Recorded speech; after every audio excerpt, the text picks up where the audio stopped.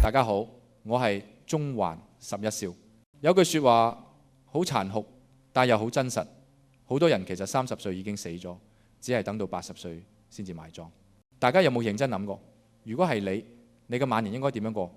今日想同大家講下一個老人家，雖然佢走咗2年，但係江湖上關於佢嘅傳說一直冇停過。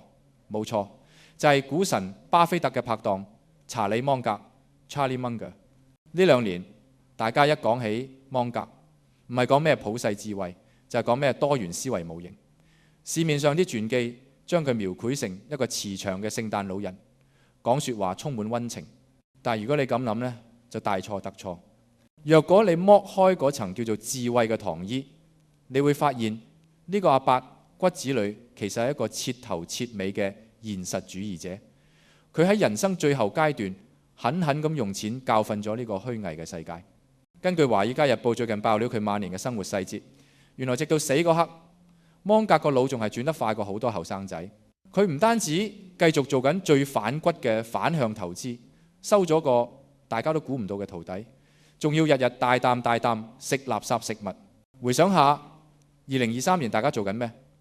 我諗大部分人都係一邊焦慮咁望住 NVIDIA 股價飛天，一邊擔心自己份工幾時俾 AI 取代，係咪？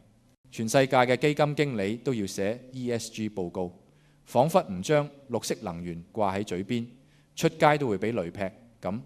就係呢個時候，芒格做緊咩？佢坐喺洛杉磯間老屋度，連冷氣都冇，熱到好似蒸籠咁。佢拎住嗰沓被現代金融精英視為古董嘅 Value Line 資料夾，做咗個決定，掃貨買煤炭股。你冇聽錯，就係嗰啲被環保少女視為地球毒瘤，被華爾街視為夕陽產業嘅煤炭。結果點呢？喺佢過身之前，呢堆股票翻咗1倍，帳面賺咗成5000幾萬美金。呢個唔係咩內幕消息，純粹係 common sense。當全世界都嗌住口號要淘汰化石能源，芒格見到嘅係供求關係。你越係政治正確去限制產能，現存嘅優質煤礦就越矜貴。只要地球仲有人要用電、要煉鋼，呢啲俾你唾棄嘅工業垃圾就係源源不絕嘅印鈔機。佢唔係唔信科技，佢係唔信人性。佢賭嘅唔係煤炭嘅未來，佢賭嘅係大眾嘅愚蠢，永遠唔會缺席。呢招唔係叫投資，係叫收納智商稅。如果話買煤炭係打咗華爾街塊面，咁佢同鄰居 Avi Mayer 嘅呢段忘年交就更加係話俾全世界知，精英唔一定要讀名校嘅。Avi Mayer 係邊個？就係芒格隔離屋個猶太細路，有 ADHD 過動症，書讀得一塌糊塗，連大學都冇讀過。按照香港家長嘅標準，呢個係典型嘅廢青，輸在起跑線啦，係咪？但芒格偏偏睇中佢，點解？因為呢個後生仔敢喺芒格81歲嗰年敲佢門，送本希伯來聖經俾佢，因為佢冇俾學院派嗰套框死。芒格直接同佢講 quit 大學過嚟跟我揾食。芒格真係當呢小子係 partner， 教佢最樸素、最反直覺嘅生存法則。當全世界想賺快錢，你要好似個傻瓜咁攞長期低息貸款死守資產，結果而家佢哋間公司資產值幾十億美金。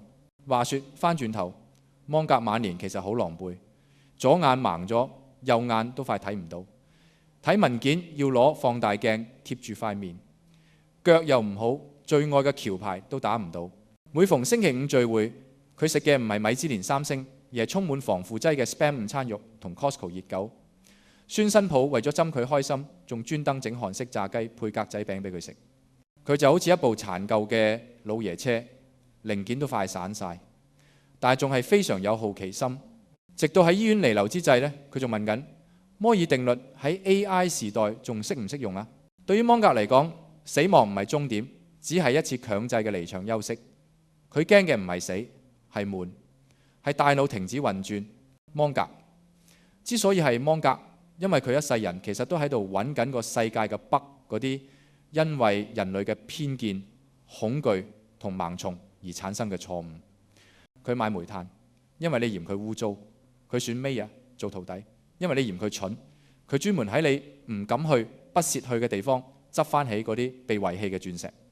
如果對我哋分析有興趣，記得訂閱我哋嘅中環11少，仲要撳埋個鐘仔，咁就唔會錯過我哋嘅最新內容。